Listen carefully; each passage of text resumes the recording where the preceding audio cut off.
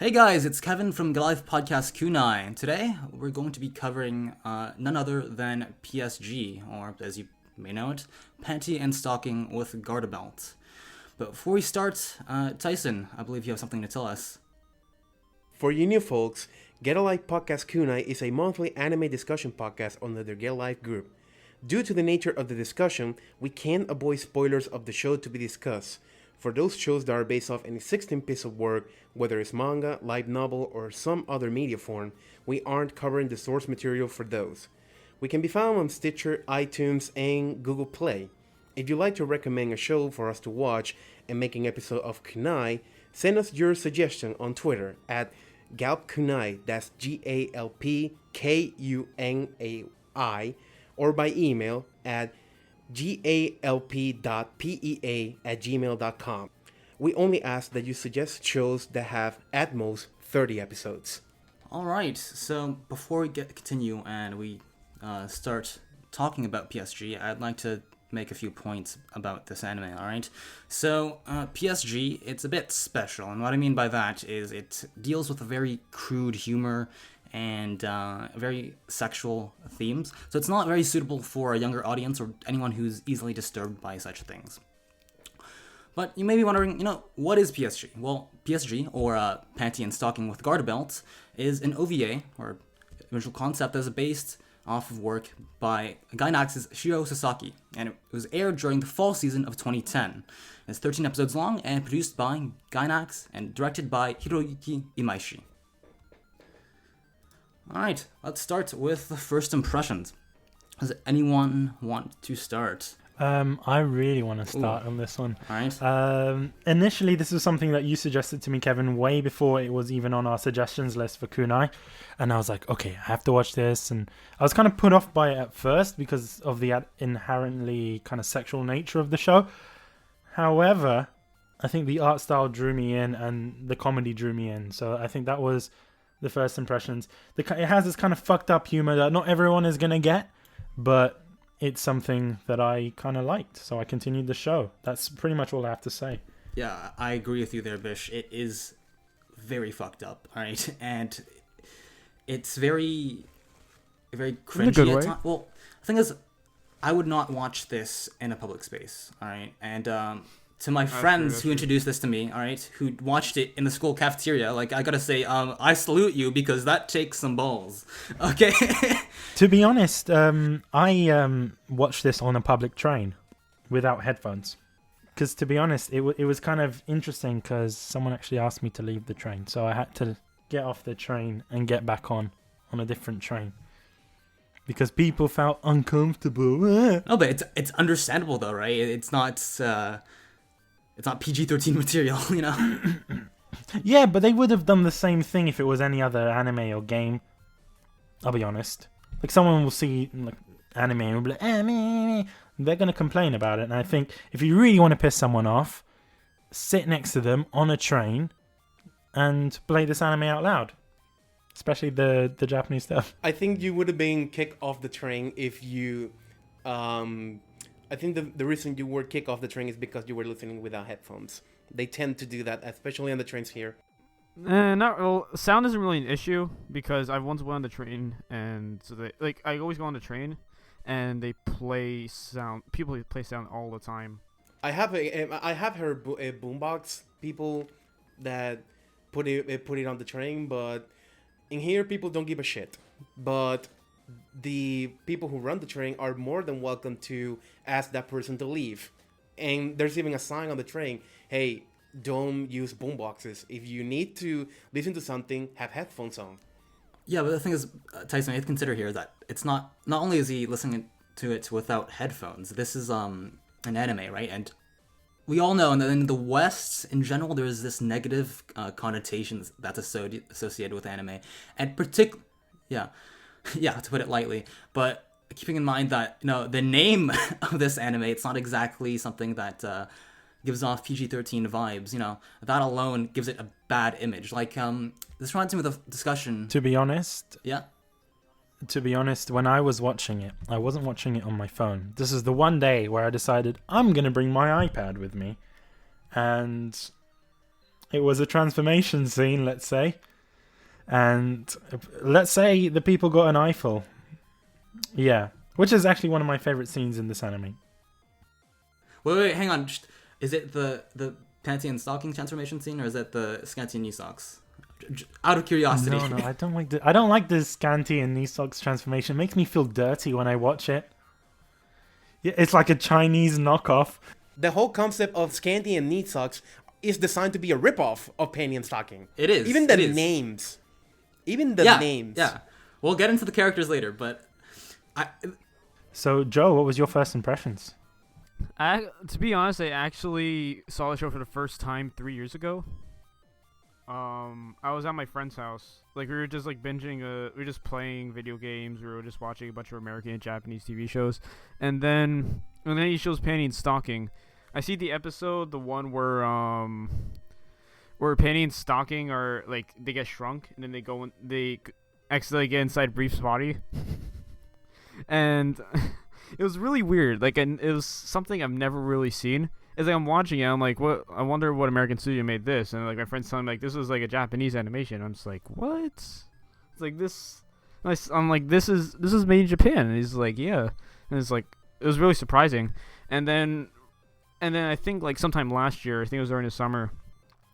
It's like I got a DVD Blu-ray copy of it back at Comic-Con 2014, and then like it took me a few months before I actually started it, and I binged through it like in the span of a weekend. Because it was like I saw the first episode and like I was watching more and more episodes.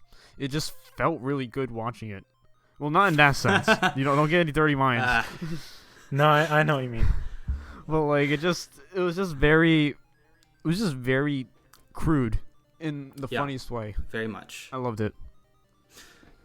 Interesting. All right, so Kevin, what do you think? What did you think of it? All right, I actually kind of have an entire anecdote to share with you guys because I'll be honest. Nice. Is it about getting kicked off on a train? No, not as interesting as that, but I'd like to share it nonetheless. Basically, I ran across PSG sort of on YouTube the first time, just through AMVs, because YouTube used to be really big on AMVs back then. Still kind of is, unfortunately. But it was an AMV of Panty and Stocking, right? And just by looking at the title, I was like, is this hentai? Right? Because I was still very new to anime back then, right? So I was like, I opened the video, right? And I was like, nope, I'm done, right? So that was like 3 years ago. And after last year, my friends at school, who are huge anime nerds, right? They decided it was a good idea. You know what? Let's watch PSG in the middle of the cafeteria, surrounded by other people, right? So they told me to come and take a look at a scene because they know I'm a cadet, right? So I'm into like World War II and like military stuff, right? And what they showed me was, do you guys remember that scene from episode 3 with oh god, this is gonna be awkward. The semen demons, semen ghosts, the semen demons. Wow. Yes. Wow. Yeah, you know what I liked about that episode? I warned you guys. It's crude. It was a D-Day reference. It's Normandy landings. I think it's also an Okinawa reference as well because there's a huge hill, right? But anyways, I had no idea what the hell was going on at first, right? Because I was like, oh, is this a World War II anime? And after they're fucking like tissue boxes in the sky, I'm like, okay, what the fuck is going on? And then at the very end, with when the guy runs into the condom, I was like, fuck, what have I gotten myself into? So that's how I got introduced to PSG. So really that scene that convinced me that it was something that worthwhile to watch because A, it's not hentai, and B, it seemed pretty fucking hilarious. So because of that, I spent the weekend after that just binging it in my room. So a bitch, you have something to add? What? So let me get this point clear. At first you're like, whoa, is this hentai? I have to close this. But the reason you got into this anime was watching the one episode which is about sperm, and you're like, yeah, I'm totally into this. The first time that I saw it, the thing about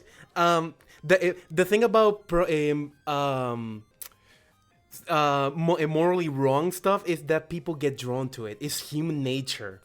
So one can correctly guess that Kevin was lured into this world full of sin, and he wanted to and he said it himself. He binged it all in one weekend.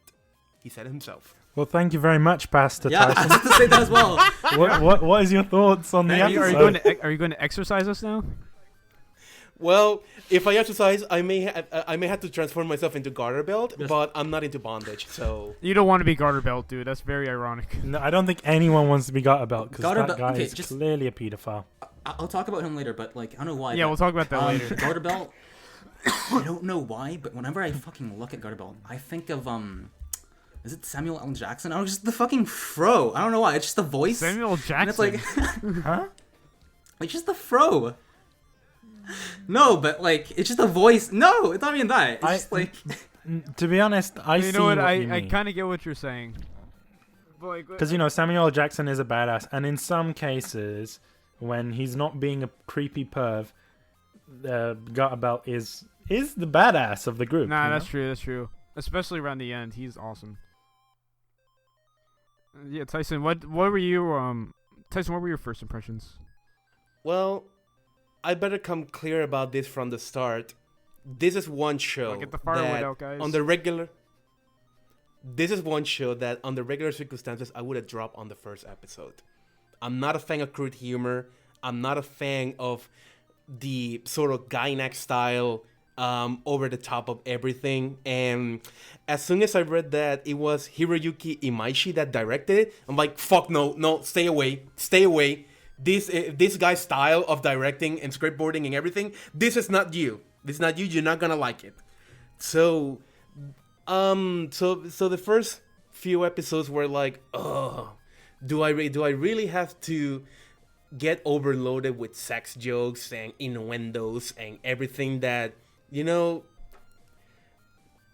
like this kind of humor it just isn't me. This is not what I like in comedies. And while it progressively got better at the middle and the end part, probably because I was already used to the kind of raunchy humor, I wouldn't have lasted that long. Like, I just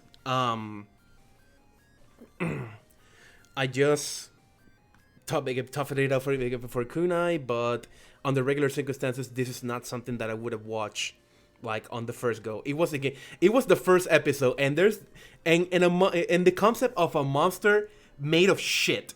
Like, what kind of humor is that?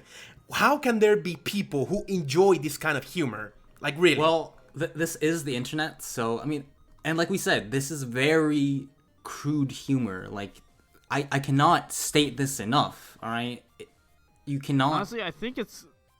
I'm sorry to interrupt, Kevin, but for some reason, I kind of feel like it's making fun of itself in some ways. It's like where it's like because it's very crude, like it's very focused on like crude humor. So like it's kind of like it kind of feels like it's doing so much of it that's kind of insulting itself too. Yeah, sure. It kind of reminds me of kind of like Deadpool was to, comics, Panty and Stocking is to anime. You know what I mean? It's breaking the fourth wall constantly. Yes, I know. It has a lot of sexual jokes and things like that. So that's what it kind of reminded me of. It's kind of refreshing, to be honest. I wouldn't go as far as saying that it breaks the fourth wall. I don't know from where did you got that impression, but I wouldn't go that far. I would go as far to say that, to me personally, anyways, I find that it's even more crude than Deadpool, because there is not a single episode without crude or extremely sexual humor, right? I mean, that's fine, because I personally don't mind it, right? Obviously for Tyson, who's already a person that, has made his stance clear on Gainax, who is kind of against this particular director, and also hates tropes. I just can't imagine how the thoughts flying through his head. This was like hell for Tyson. No? But Tyson, do you think...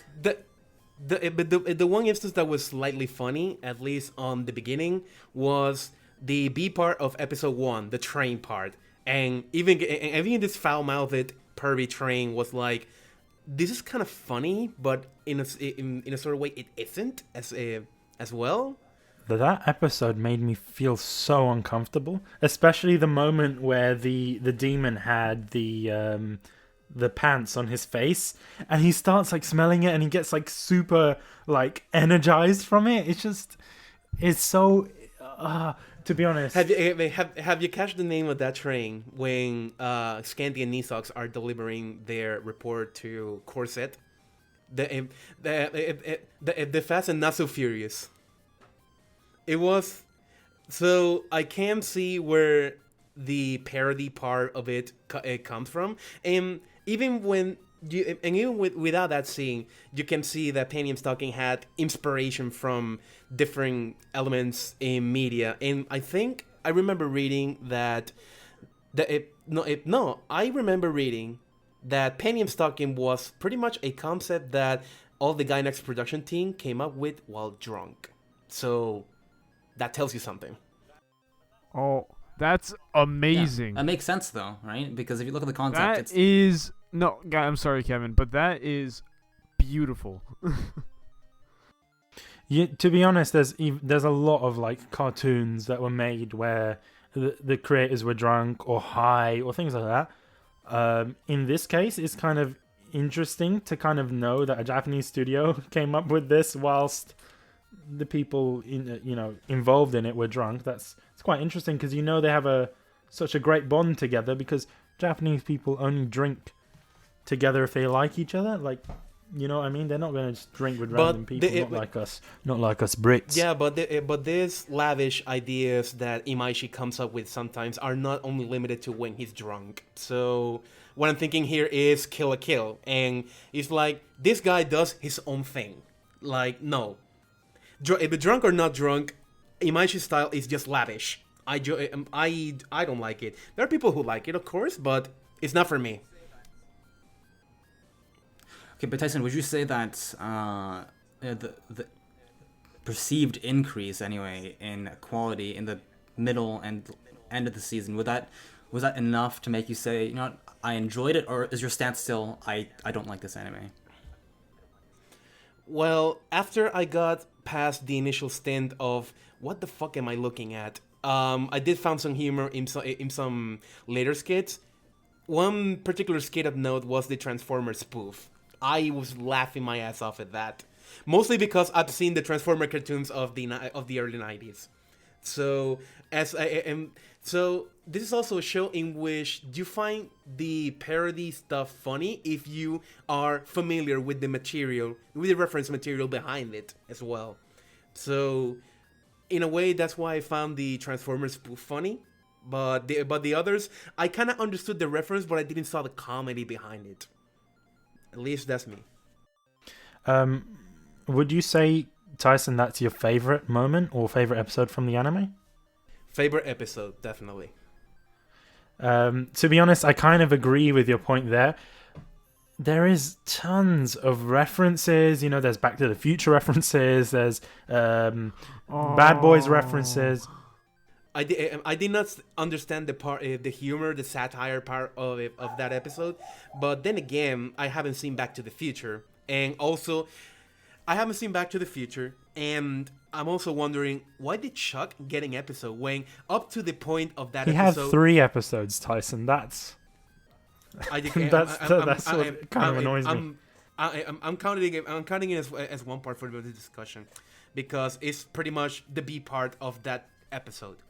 So, at this point, I'm wondering, okay, what does Chuck, the guy, the dog who's a complete sidekick, and he gets treated like a punching bag for both Panty and Stocking, Garterbelt, and even sometimes Brief, gets his own episode just to fight with the dog from the Scandi and Nisox group. I just don't get it. It's a decision that made me scratch my head. I don't understand either, to be honest. I think that potentially might just be filler.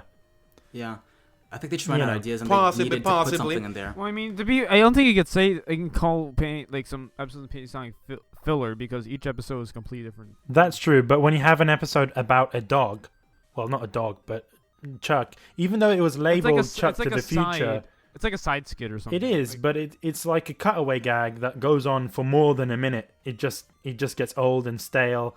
the fact that we got like three episodes for it, or 3 B-part episodes, is kind of dumb. It's just like, I don't really give a shit about Chuck. He's the punching bag, literally, of this anime, and I want him to stay that way. I don't want him to have any sort of character development. That just seems ridiculous. But going into my kind of favorite episode of this anime, I have to admit it was the it was the episode where Stocking just eats and eats and eats and eats, and then she just becomes obese. That's just one of my favorite episodes. Oh wait, that one is just weird. That's with the fat ghost. No, that was the one episode in which there's just like one camera frame, and they are like hungry as hell for like over 8 or 9 hours, or is it the stocking part, or is it stocking getting fat? It's not that one. It's the one where there's like the fat demon, right? That's trying to fatten up the entire city, right? With the cakes. Basically the booby monster, right? And I feel awkward saying that, but that's what it is, right? But that was disgusting. The one thing I loved about that particular episode was this one line where they were discussing. I don't want to sound weird when I'm saying this. They were discussing breast sizes, and there was this Don't they always on PSG? They always, but it was the fact that Stocking said this weird thing. She was like, "Well, yeah, just because you got small titters," and I was like, "Who uses that? Who uses that word titters?" And I think it's a word that I'm going to be using from now on. Because, let's be honest, the word tits sounds really like manly tits. You know what I'm talking about? Like, you go to the pub, you hear a man, off on his balls and just, completely full drunk. Full British mode. Yeah, but that's what I'm thinking. Like, titters, it sounds very weird. And that's what made me like that episode, just that one line. But the thing is, if you say titters, though, and people are going to think that you're like 5, right? Because they also use other terms like diddle, right? Like, who the fuck uses diddle? That's over the age of 10, right? But to be honest, I think that would be because of the whole the English dub. That's the only reason. Because in the Japanese version, because I've watched both, they say oppai all the time when they refer to breasts. So I think that's reasonable there. Any other moments? Because there are lots. There's so many analogies moments and so many pop culture references. It's glorious. If you understand them, then it just makes it all that much funnier. There's another episode which I really liked. The episode where I believe, let me just quote the name of the episode. I think it was called High School Nudicle or Nudicle or something. Yeah. I love that episode only because of the joke where all the guys were like, Panty wanted all their underwear, and she was using it to get weapons, and that scene was just fucking hilarious. Like, she's trying to like fire, just, like, droopy and things like that, and then she takes Brief's one, and it's just like a massive fucking shotgun. So Brief is packed down there. Well, we're talking about a character whose name is Briefers Rock. Just think about that. And whoa. Whoa, Tyson! Whoa, my mind is being blown. But, hey, I didn't realize that Garterbelt was actually 2 words, and his first name is Garter, his last name is Belt. I didn't realize it until the second watching. I always thought his name was just 1 word, just Garterbelt, but apparently not. Now, there's a bunch of innuendos like that. Like, that entire scene that you just talked about, it's, in essence, it's one huge dick joke, alright? Yeah, well, that's this anime. It's kind of... The anime, like, in itself is kind of... Okay, there is one thing that I want to mention. In that particular episode, it had, like, the joke in which I felt the most, like, how many times are you gonna smash in my head that Penny is a sex freak? And it's just like the episode culminates in Penny having a climax with someone from the football team. I'm like, oh, okay, show, if you already went too far, and you are already hammering home that Penny is a sex addict. You're already doing that. Yeah, but that's the thing. That's established, and I think that's mainly just what her character is, to be honest. Like, there is... I don't want to be a dick in saying this.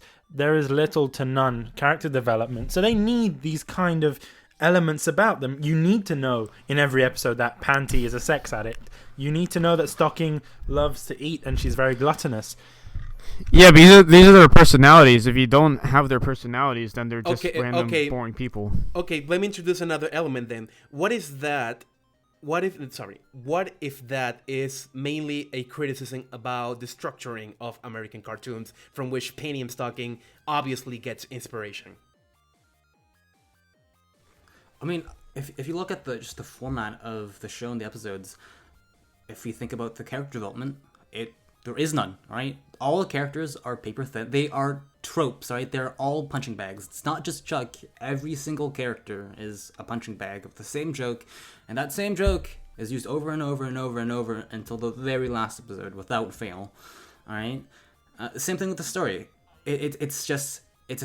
I would say it's a slice of life, right? And it's kind of mirroring Western cartoons, because what I think of when I think of the story format that was used for PSG is stuff like Scooby-Doo, not in the content, but in the way the episodes are structured.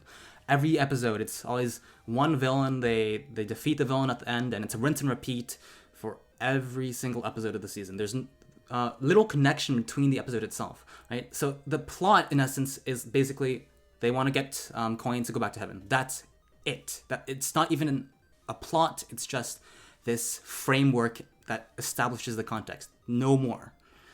Tyson? I would argue that, yes, the episodes are pretty much self-contained, all the parts. And probably Bish can recall this off memory better than me, but didn't Scooby-Doo use both its A part and B part instead of resolving mysteries in the first 12, 13 minutes of the episode? Or use... Oh, okay... If you recall, you may recall this better than me, but didn't Scooby-Doo resolve its mysteries throughout the length of one 30-minute episode instead of dividing it by part? Yeah. So yeah, at least in structuring, I wouldn't compare Panty and Stocking to Scooby-Doo, at least in that part, because Scooby-Doo tends to be compare it to Ed and Eddie. To be honest, because Ed and Eddie also has that kind of segmented structure where both parts don't necessarily fit together, but they kind of do, and you have to kind of watch this in an odd order, maybe. Yeah, it kind of works like normal American cartoons, where it's 10 minutes of this story and then 10 minutes of another story, and the episode ends. They're like individual skits. But at least on Panty and Stocking, pretty much every 10, 11, 20, 12-minute segment is pretty much self-contained. So the only frame of reference that you have to go on is that you are eliminating ghosts to get heaven coins to get back to heaven. Other than that, there's little to no connection between the episodes, until we're talking about the episodes in which Scanty and Knee Socks are introduced, in which the episodes start to get some sort of continuity, with them being the bad guys. It's like the end is connected. Yeah, the ends are connected. Last 2 episodes. The end felt more like they're trying to do this arc, and they completely wrap up the arc. It didn't feel like the whole story up until the ending was developing until that certain point. So that's why I reference to pretty much the setting was established in the first episode, both the A part and the B part, and then all the way from there, it behaves like a monster of the week type of show. You have this situation, you have this monster, you have to destroy it.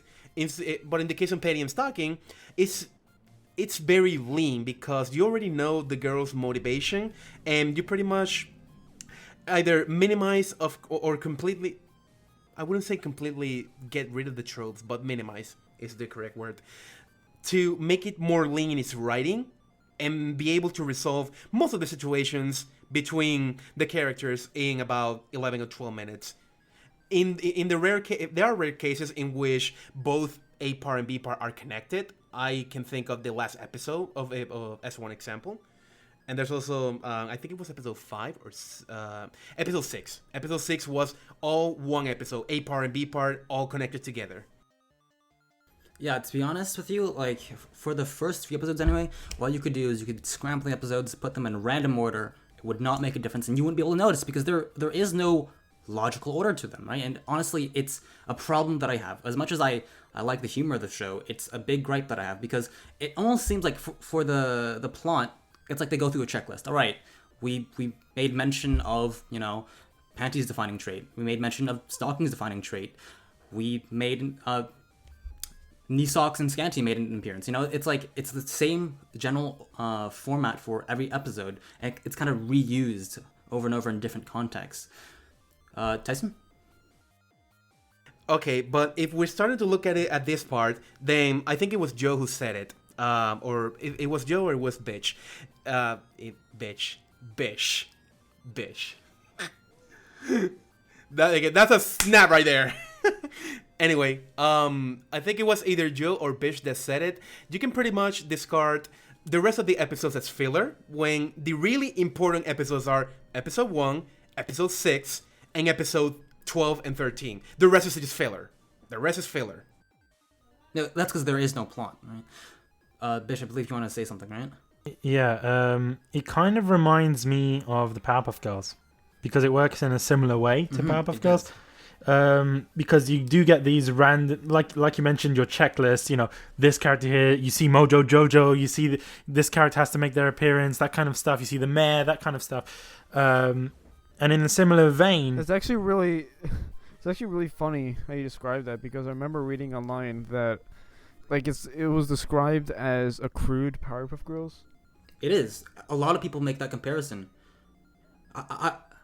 Yeah, okay, so David Brothers from Comics Alliance described the series as a naughty version of the Powerpuff Girls, and feels like the result of an unholy union between the Ren and Stimpy show and Dirty Pair. Yeah, it's kind on the of Wikipedia page, right? To me, it's kind of true, because Powerpuff Girls was something that is a Cartoon Network show. It's about these little girls in kindergarten, that kind of stuff who have superpowers. Similar in vein to this show, where I think it would make more sense. It kind of reminds me of an American cartoon, but I think it would have been aired on Adult Swim. I think it deserves to be there.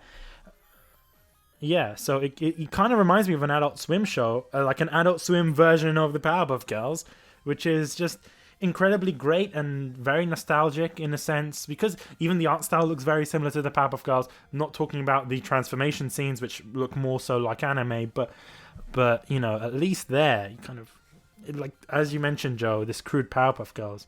And Joe, I really want to know what your favorite episodes are, to be honest, because we didn't get to hear that from you.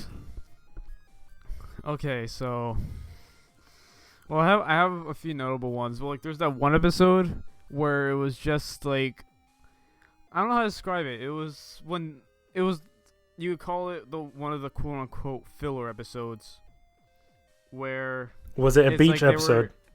No, it was no, I'm not that cliche. It was the episode when the anime it's when they went to that anime style town, the really boring town. the ghetto part of the town, apparently. That was weird. Yeah. It was really weird when I was watching it. I'm like, this is so not Panty and Stocking. Do you know what that reminded me of? That reminded me of the in Spirited Away, how you have some of those... I was thinking of that. I thought of a Studio Ghibli film, yeah. that style of animation. I was think no. so. I know, I thought the same exact thing. I'm like, are we going Studio Ghibli now? It was hilarious. I like that. Yeah. And then you see when the guy's daughter, I think he got fired from his job. But when his daughter was so excited, she really wanted an autograph of Panty and Stocking for her birthday, and then Panty and Stocking just bust in and destroy a ghost in that same exact town. All right, Kevin, you want to say something? I found it funny, like Bish said, but at the same time, because I believe that they were trying to replicate Studio Ghibli's distinctive art style here, it was kind of cringy, because it was like, don't ruin my innocence here, right? I know, but at the same time, it's like, why, Gynax? Why must you ruin my childhood, right? So, and especially when Panty and Stocking actually show up in that episode, there's such a huge contrast between the two art styles. The traditional anime art style and the very Western and Adult Swim type art style. It just doesn't mix particularly well. And honestly, It was really weird when they mixed it because you saw one art style in the world of like a completely It was cool, art but like style. still. Honestly, Yeah, it was really cool. I'd argue that's probably... Yeah, it was. I'd argue I don't that know if it's you probably guys the noticed most, that usually explicit reference. I don't know if you guys noticed, but usually Japanimation style is used in this show for fan service. Not only the transformation scenes, but when Panty and Stocking are eating something or doing something in a gratuitous manner, that they immediately switch to Japanimation. So I don't know what really they were trying to communicate with that there. Well, it's a Gainax show. There is going to be fan service, and Well, at least there was no Gainax scenes because Penny doesn't have big boobs and Stocking just seems to have hers glued together. But you have to understand why they decided to transition to Japanese style of animation for those scenes, though, because can you really think of any like major American cartoons that do ecchi and do fan service? It does not mix, right? And especially the art style that they took for PSG, like just the regular art style, it's very like the edges are very sharp and stuff. It would not make for it's a very innocent art style, I would say. So I think they need that balance with the etchiness. I think if anything, also its art style, the regular art style that's prevalent throughout the Panty and Stocking, it reminded me of what is this Adult Swim show called? Super Omega Team Aqua Teen Hunger Force, whatever the name of that. Aqua Team Hunger Force. Aqua Teen Hunger Force. It reminded me of that, even to the raunchy jokes. But I'm reading something here that apparently the producers cited a specific inspiration in regards to the development, and they say that I haven't seen this one, but they cite Drawn Together as inspiration for the show's crudeness. I don't watch Adult Swim, so I don't know what that show is about. So, but the most one I reminded of is Aqua Teen Hunger Force in regards to the writing style and probably the framing of Panty and Stocking. What? Speaking of favorite moments, I don't know if Joe is going to mention this, but 2 words for you guys: Phoenix Wright. You guys remember that episode? Oh my God! Objection! You know, it was like, yeah. Okay, so if you guys don't know, I am like a Phoenix Wright mega fan, and it felt really good when I saw the episode about when Panty and Stocking are framed for murdering a random civilian. And then when the monkey's defending them until the monkey suddenly gets this this huge shock to his head, and he becomes the ultimate attorney. Footnote: there is an Ace Attorney anime. You can watch it right now. Yes, there is an Ace Attorney anime. You should watch it. If you probably hate it, you probably should play the games because they. As a fan of the games, I really love the anime. Anyway, back to Panty and Stocking. I must say that they did it really well because I haven't played a single game in the Phoenix Wright series, right? And even I was able to recognize the reference, right? I think because it's meme-worthy now. Yeah, so it's meme-worthy. We all know it. Let's be honest. The thing is that the game show part of the episode it threw me a curveball because Judgment Day, I know that there's a wrestling product with that name on it, or used to be, but I never realized it. Sorry, I never put it as a Phoenix Wright reference until I heard the objection. So the game show part really threw me off. I'm like, what are they referencing here? No, it's like we said, I think that Gainax, whether you dislike him or not, I think that they did a pretty good job at memeing, right? They made a shit ton of pop cultural references, both to Western and Japanese pop culture stuff. And honestly, a lot of those episodes are my favorites, right? So my favorite episodes are usually ones that have really good references or ones that mix things up. Like I said before, unfortunately, especially at the beginning, it's kind of a drag to watch because it's the exact same format that's recycled over and over and over and over, and it's predictable, and it's just tropes and tropes and tropes, and it's not enjoyable. However, the first episode where I think things started picking up was around the middle of the season, episode 6, and that was when Scanty and knee socks were introduced, all right? And I know that people are going to shit on me for this, right? But I think that... Oh, hang on, let me brace myself. Before you continue, please don't tell me they're your best girls. I have no comment on this at this time. That is confidential information. I'll get into speaking that, of which, regardless- characters. Oh, but I'm not done yet, guys. Joe. Oh, sorry. I'm not Oh, done sorry, yet. Kevin. I know you're really eager to bash. Yeah, we for want to what- shit all over your best girl. I didn't We say want to anything ship about. all over Panty. Come on, say it. I didn't Say say it. anything about those characters yet. Say Anyways. it. Hey, no labeling. All right. I think that the introduction of Scanty Knee Socks it was a nice change, right? Because you have these two new characters, and it reminded me of Team Rocket, to be honest, because that's probably what they were aiming for. So it mixed things up because you have these new characters, and they're kind of like these anti-heroes, right? Episode 7 after that, of course, you can't not like the Transformers reference, Coctimus Prime, It's funny, but it makes you want to facepalm at the same time, Do you know when they said that, I was thinking, is this going to be like one of those porn parodies? You know when they have to make those puns? It felt like that. Oh, no! Those puns felt like a porn parody. Oh my god. I wasn't thinking of that, but thanks for bringing that up, because I have that in my head. But my favorite episode, along with episode 6, has to be, without a doubt, the volleyball one, alright? Because there's some humor in there, there's just fucking gold. Okay, first of all, it's a good episode because it doesn't follow your typical format where it's like, alright, Garterbelt's like, yeah, you have a ghost to hunt down, go kill the ghost, and they kill the ghost, and they get the money, right? It's not that. And this is more like a rivalry / filler episode between PSG, well, Panty and Stocking and Scanty Knee Socks, right? Not only is it more interesting than the regular episode, there's also this one fucking quote where it's like, they're playing volleyball, and this random guy in the crowd, he's like, you can't get this shit on ESPN, bro. I fucking died at that. I think that was, as I can remember, that wasn't said in the Japanese dub. So it was quite interesting that they put that in there.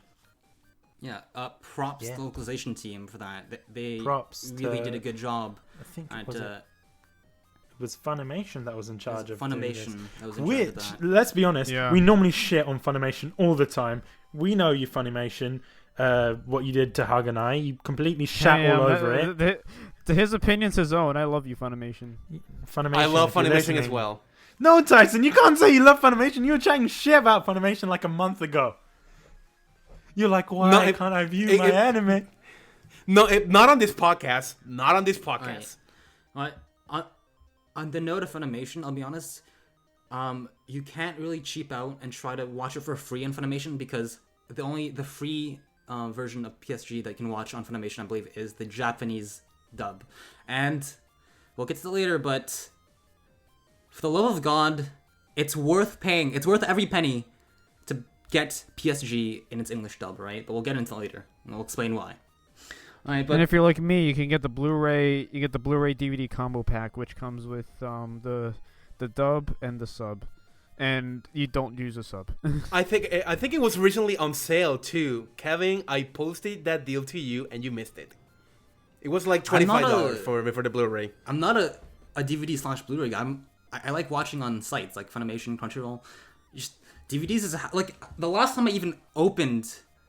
Hulu isn't available in Canada, so I can't. I'm just saying that because Hulu's sponsoring Tyson. Unless someone crushes your heart like Aniplex did to me. And also, I is very poor, so I can't afford like $1 billion Blu-ray DVDs That's that I true. can watch on my 69-inch flat screen like 4K TV. Well, Like to be honest, Tyson has his special what's it called? What was it called? Secret budget, so he can afford that flat screen. And you guys have PS4s or PS3s. I don't. So I don't have a Blu-ray. Yeah, I have a PS4, so I just played it on Blu-ray. But I have an Xbox One, so I can play Blu-ray. So No one cares, Tyson. Oh yeah. Shut up, bitch. Shut I up, completely bitch. forgot the Xbox One has Blu-ray capability.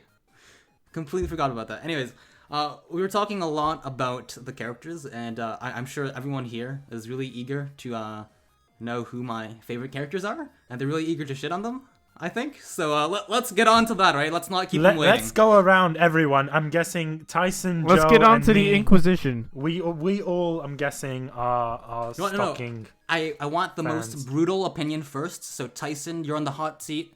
What? Just be gentle. Okay, before I get... Okay. Prepare your ass, Kevin. Because Tyson's again, here to destroy it. No, he already got a little hit of that back in Nisekoi for liking Marika. So, I don't know how destructive I can be, but let's see. You have to go Super It was Saiyan, Bish's Tyson. turn on Haganai, and then it was my turn on Nisekoi. It was Now your it's my turn on again. Nisekoi, it is your turn again. So Panty being worse girl.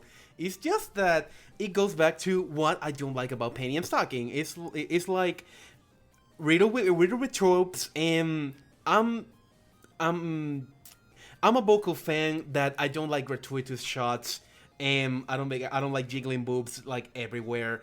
And in the case of But Panty and Stocking, she doesn't Panty have being any. defied by her lust of having sex, just pretty much repeated over the episode. And I'm only excusing Panty a little bit, the part where she sleeps with Brief, because that actually had like sentiment behind it. Okay, so for those who don't recall the episode in which Panty sleeps with Brief, there was this part in which Brief's dad wanted to marry Brief to, I think it was it Nisax or Scanty? I think it was Scanty. So he was trying to develop a forced marriage, but already Brief had his eyes on Panty like from way over before. If you pay attention, you know that that Brief blushes every time he sees Panty. So, I think due to the circumstances, I mean, although in Panty's case it wasn't very pure, she just wanted to fuck 1,000 men, and she was at 999. So Brief being the 1,000. But Tyson, she gets her virginity back again.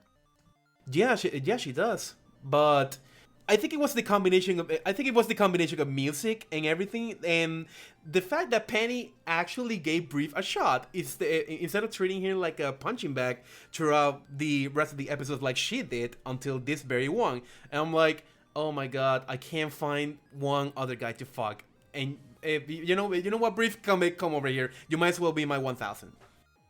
I have a question for you, though, Tyson. All right, so is it the tropey aspect of this character that makes you dislike her, or is it just the sexual aspect of it that makes you uncomfortable?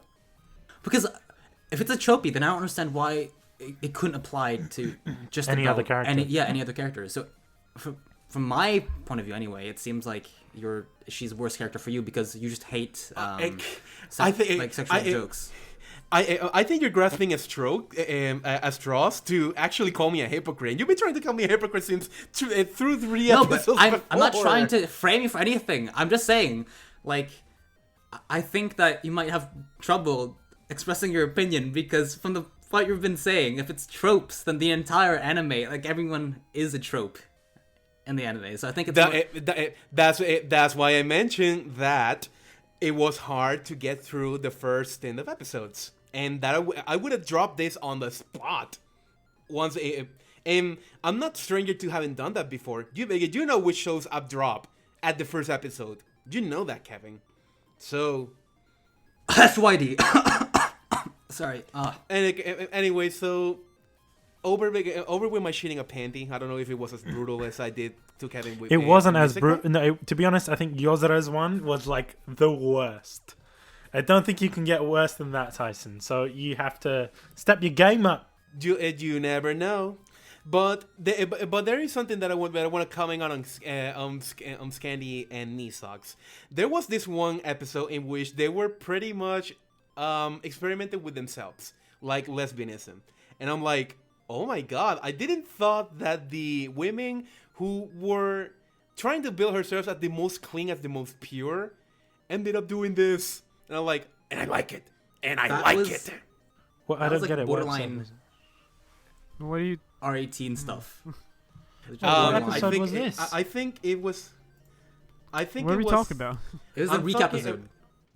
On the recap episode number 12, DC Confidential, when Corset leaves the room, then they start to experiment with themselves. So I'm like, oh my god. Oh with my each other God. or with what? With each other. With each other. See, that's the thing, because they're sisters. So Oh yeah. Now that you bring that up, yeah, it's even worse.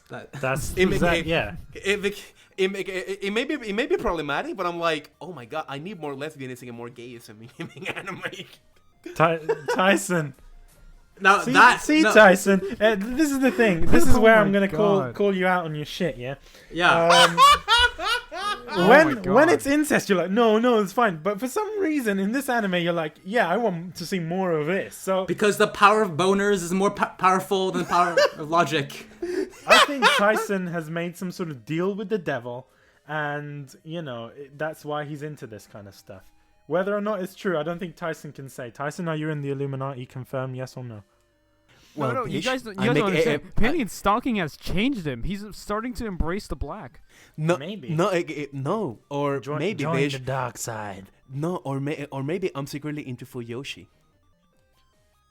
What's Fujiyoshi? Let me see that. Let me I don't. just- I'm not googling that. Someone else do that. I'm not doing it. I'm but googling it right Tyson, now. I kind of have to call you out on your BS as well. Because hang on. So you went on like a rant up until now about I fucking hate this anime because it's so like overly sexual and over the top. And then now you're like, but at the same time I kind of like it. What the hell, man? You pick one stance or the other. You can't. It can only be one.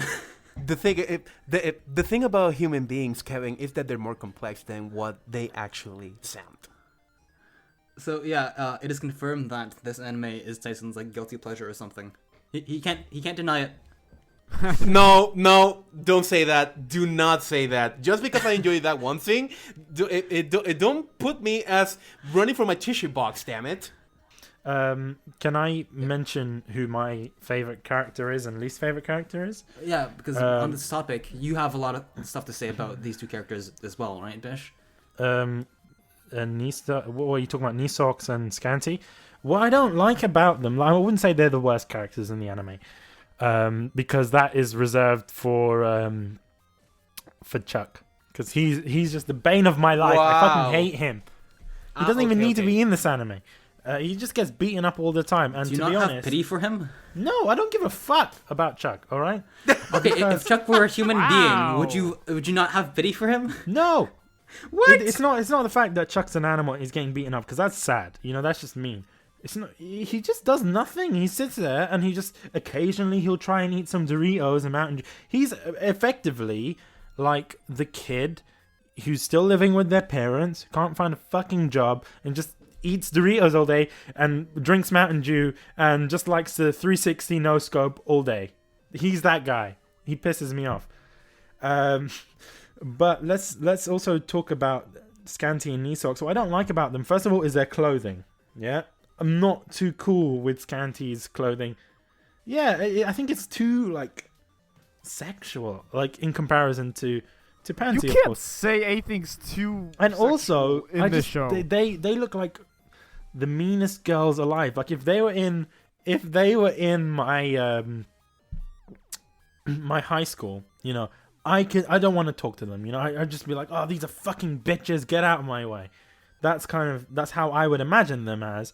Whereas, Panty and Stocking, I can go and talk to them. They're kind of outcasts in a sense. Well, they were popular to begin with, and then they became outcasts. But I just don't like Scanty and Nisox. They just seem very underhanded in everything they do. And they're always trying to one-up, as you mentioned, Kevin. They kind of remind me of Team Rocket in a sense. Because, they're always trying to one-up, but then they keep on failing in the end.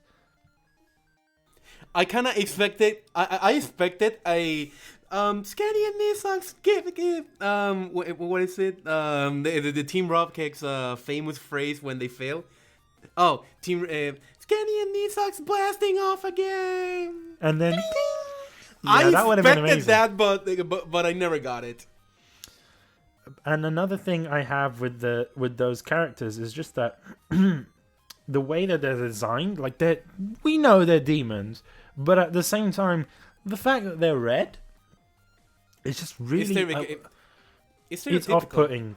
They're supposed to represent devils. They do, Yeah, but at the exactly. same time, I don't think red is the best color. I think if you made them more human-like I think it, and made them to be, I honestly think it fits because they're no, because first there of all, are it's like- demons it that are fits like a similar. cartoon style. There are demons Bish, called, animation for style. example, hey, yeah. Bish. I know our job in this podcast is to overanalyze cartoons, but I think you're looking a little bit too much Hey. into this. Do you know what I'm saying? No, I'm not looking too much into this. I want to say that because of how they're scantily dressed and whatnot, I think it would have made more sense if they were designed to look more like a succubus. If any of you know what a succubus is, it's a humanoid kind of demon that looks like a human, it just has horns. So I think that would have been a better portrayal of Scanty and knee socks, as opposed to, hey, look, they're devils. That's just, it's really disappointing in a sense, because, it was just the main way you can portray someone as a I can't devil. see Scandy and Nisux painted as violet, not with this art style, really. Violet. No. The thing is, We're not saying violet. We're just They- saying as not like- normal human no- beings. yeah. No, when I usually No, think I of- could actually kind of see it. I could see them making like a succubus style, like a succubus-esque design with colors that could fit into the animation. No, the thing about succubus is that when I think of succubus, I think of mostly of World of Warcraft's design for a succubus, and she was violet. So, but when I that's think not the common of I'm not interpretation. referencing No. that. I'm just referencing the demon as Yeah, like succubus is like succubi don't come from World of Warcraft, dude. They can be any. They can be goofy. They could be completely. like, I know, but since I'm not really well versed on the subject, I can only grasp until my limited reference of media, and that is World of Warcraft in this case, in terms of succubus. I mean, I kind of do have to agree with Bish in the sense that it would have been cooler if they were just, humans, right? Because, well, not humans, but like if their skin tone was just more normal. Because the thing is, with their current design, it's blatantly obvious that they're demons, right? Because they're modeled after devils. But if they were succubi or just devils, but that didn't take on their appearance until they transformed, it'd be more interesting, right? Because if you think about it, Panty and Stocking, they don't get their wings and their halos until they transform either. So why would it make sense to do that for the two main characters, but not for Scanty and Esau? exactly right? the point. And another point was when Brief's father wanted Brief to marry Scanty. If I was the father, I would have been like, okay, there is something completely wrong with this girl. She's red. Like, what is going on? Has she been eating too many tomatoes? What is going on here? So I would have questioned that from the beginning before I let my son marry a demon. So it is that kind of thing. It's those little things there that I think is why I don't like her. It's not about the fact that it's a main arranged marriage as such. It's just the fact that she's a red person. Some sort of flags must be popping up in your head when you see Would you someone. even arrange a marriage to a person who's bright red, has horns, and a devil's? I mean, Exactly. It is that kind of thing. Well, I think if anything, they wanted to portray that Brief's father and Scanty's handler, which would be Corset in this case, had a very tight relationship. That's what I saw it as. I know, but what I'm saying is that still, it's like they could have done better with the character design. At least in terms of skin tone, they could have made them look more human-like. I can show you something now, but yeah, that's what I have to say. So Joe, favorite characters, least favorite characters. Well, like, I can't really. just like who to choose. Well, I guess who I to could choose. say least favorite characters by who I choose as best girl. See that for well, later. Joe, who's you have the to. worst It character? was a very. Joe, you have to shit up. Joe, this is how they work. You have to shit on Panty so that Kevin feels bad about his choice of best girl. No, I love Then you Panty, talk dude. about. No, I'm not hating Panty. I love her. Yeah, Panty is a great character, Tyson. I don't know why. Well, you just explained it, but to be honest, it went into one era and went out of the other. Well, but anyway, it's like I can say like least characters by comparison, but I can't really say I have a character that I hated. It's like because I really enjoyed the cast. No, I love Chuck. He was like the comic relief. I'm seeing the disappointment in Bish's face right now. He's just like, yeah, he's just like, dude, silently judging you. Like it or not, the Back to the Future episode was the greatest thing. Well, anyway, it's like my best character, I'd have to say Garterbelt. He's a pedophile. Alright, God, let's give him a chance. Then again, Bish about him is amazing. And he's into bondage. Joe, are you into bondage? Oh, okay, guys. I mean, that's not. This is the kind of questions we need to ask people. This is the kind of question we need to ask. Okay, Tyson, you surrendered your dignity when you started watching PSG, and we're on kunai, so you should be used to this in the first place. All right, so we can't judge Joe for his choices. Right? May I remind you that Panty is literally like, she's not a prostitute. Like she's not exactly very uptight about her sex life, right? So you can't really judge him for choosing Garterbelt, all right? Let him explain. Okay, right? so here's the thing: he has all of these other qualities. Nothing is sacred here. He has all of these qualities other than pedophilia and bondage, and that doesn't mean he's all bondage and pedophilia. He actually is really funny. He actually is a total badass. No, especially at the end of the episode. Okay, I'm sensing an objection from Bish. He's a total badass. I will agree on that. But what makes me uncomfortable about him and why I really don't like him as a character is that he's clearly put in there as a reference to certain priests that do stuff. So, and also the fact that he's always just talking to what's his name, Brief, and he's just like, hey, Brief, yeah, what's that? It's kind of a bit too much, to be honest. Like, I find it kind of uncomfortable more so than, you know, the incest between Scanty and Esox. But it's just weird. You can't do that. At least for me. One coming on Garterbelt. Maximum climax. That was like the funniest thing ever. I don't know. No, I also really like. I also found his backstory really humorous. Oh, that dude. You remember that? Where like he used to be he used to be a badass, to quote Stocking. Yeah, he used to be a total badass, and then he ended up getting killed.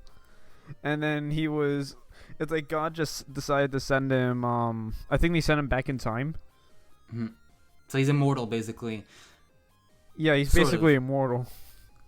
He does get killed, really, but really still.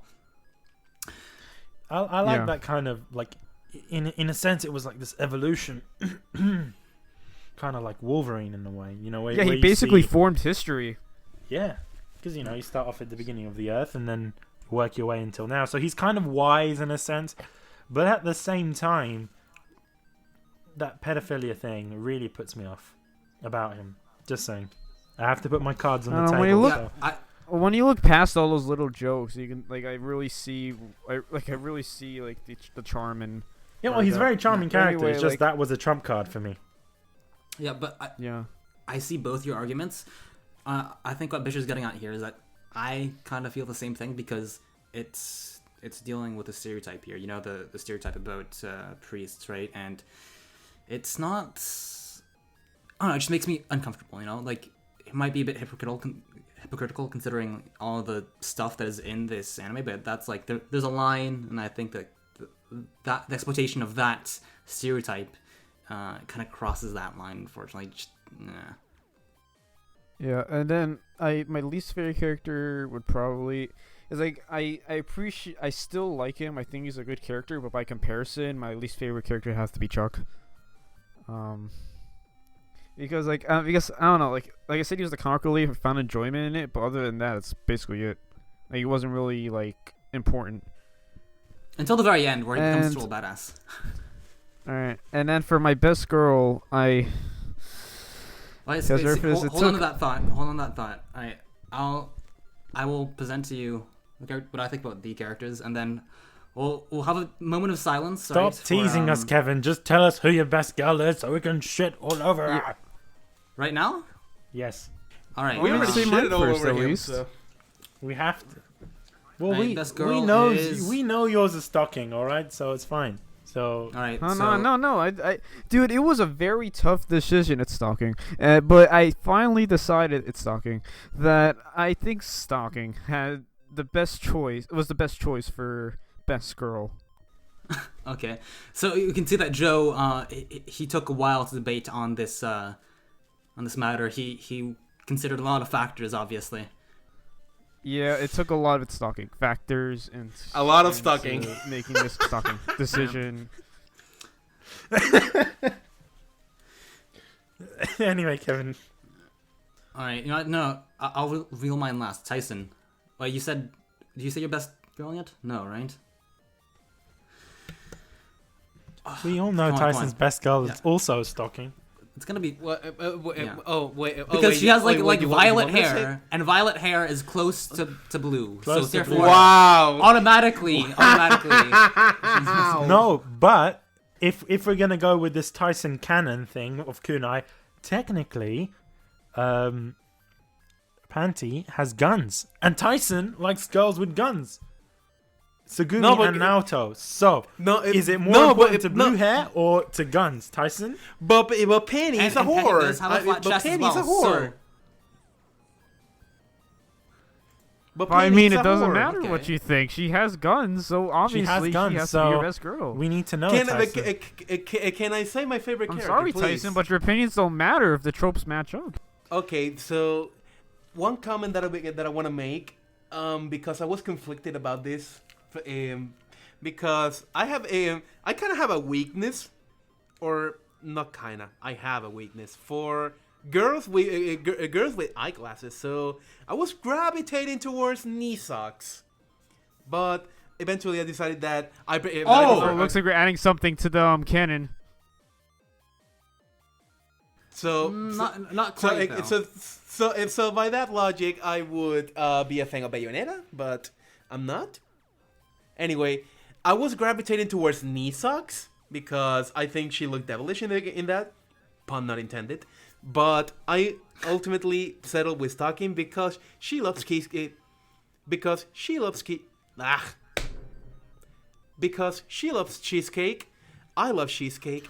That can is the have- dumbest reason, Tyson. No, that makes total guys. If we think about this here, if we put the connected dots about Tyson's past, right? He's obsessed with food, right? I mean, he's always talking about them canned ribs, right? So he's always hangry near the end of the podcast. That's not It is the canon. thing now. It's It not is canon. canon. It's pork chops. Pork chops are the canon here. It's not canned ribs. Right? Canned ribs. What the hell? Exactly. I've never even heard of what canned ribs are. And to be honest, Tyson, I know I'm going Kevin off bringing topic weird slightly shit here. into everything. Chitoge? What the fuck? Tyson, you're confusing me. Okay? How does that not happen? She's not best girl in Nisekoi, but I do like her on second season. Knee socks, Kobato, Tyson. Can't believe you're a lolicon, but it's fine. I'm not into lolicon. What the fuck? Yeah. Okay. Yeah. A Oh. lot of the characters here are lollies. Well, I mean, he did like Yukimura, right? So I can see some parallel between that and the stocking. Rin sort of. Matsuoka, that's fine. Sensei from Denki Guy. Oh my god, Denki Girl!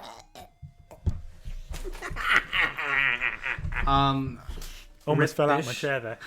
I should probably make a section of my Anime Planet list that says my one true waifu, and then put Segumi in there. To be honest, Tyson, going through this, a lot of them are girls with blue hair. So, yeah. Oh, don't know what to Most, think but about not all. Tyson, but there's not no all. saving you. Damn Anyway, it! Damn it! who's your best girl in this anime?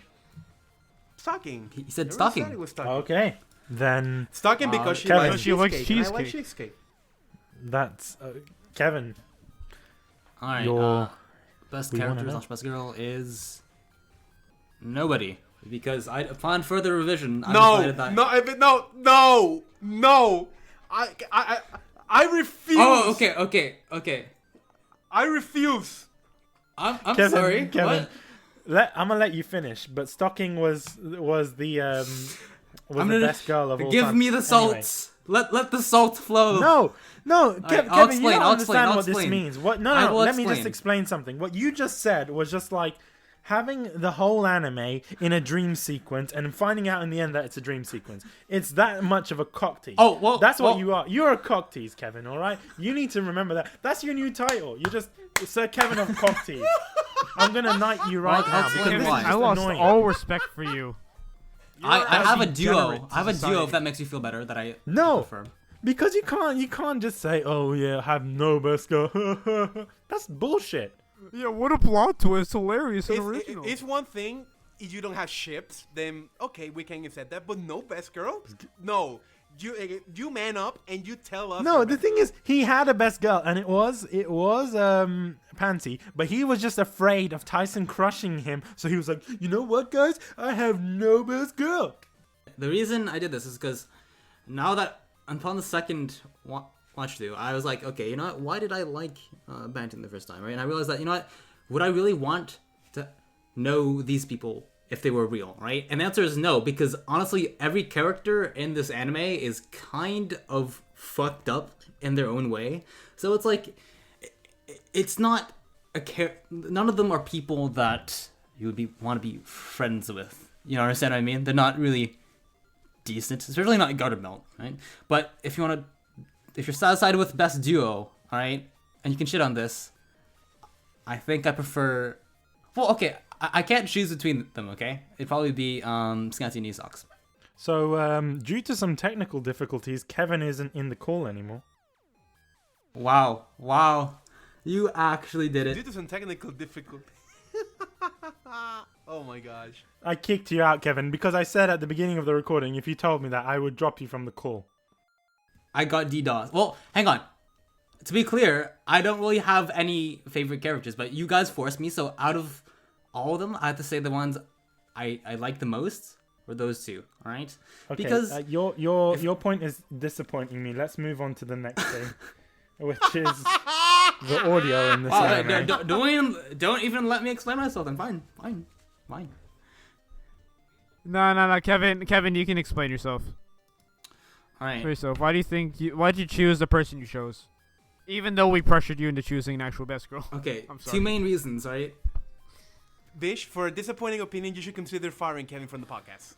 I'm not gonna fire him, but it's just wow. that was just the worst thing. That was what I don't want to That's say the it was worse equivalent- than Denki Guy, but that one sentence was worse than the whole Denki Guy episode. I don't know how that's possible, but it is. So It was worse than well Denki Guy. done. Did you heard it here, folks? An So episode glad. that you never listened to, and No, but be honest, guys. Would you really want to be friends with anyone, any of the cast in this anime? yeah, I No, would want Panty to be doesn't- friends with Stocking. But she's a complete fat ass, though. She doesn't give a shit about fucking anything but food. Yeah, And- but so am I. We'd be perfect together. no, but she has a fast metabolism. Why do you think she eats so much fucking candy and she never grows in weight?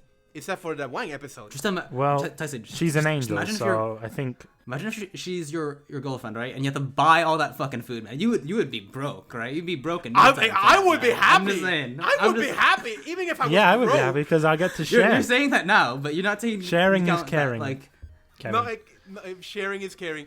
But it's like for instance, you're friends with Penny or maybe boyfriend and girlfriend, but you know that Penny is cheating on you all the fucking time because she loves the dick. the reason why I like the duo is because my personal opinion, I think you guys have made it pretty clear that you have different opinions regarding this, but I think that I like the transformation sequence for Scanty Knee Socks in terms of what they say and the music better, alright? Because I admit the How is that better than repent, Yeah, see- motherfuckers? no, but just if you go listen to it right now. I mean, I'm it just listening sounds to it now. And to be honest, Panty and Stocking, they don't even say the full thing half the time, right? They just say repent motherfuckers. That's it. They don't say the whole first part. You don't need to say the full thing.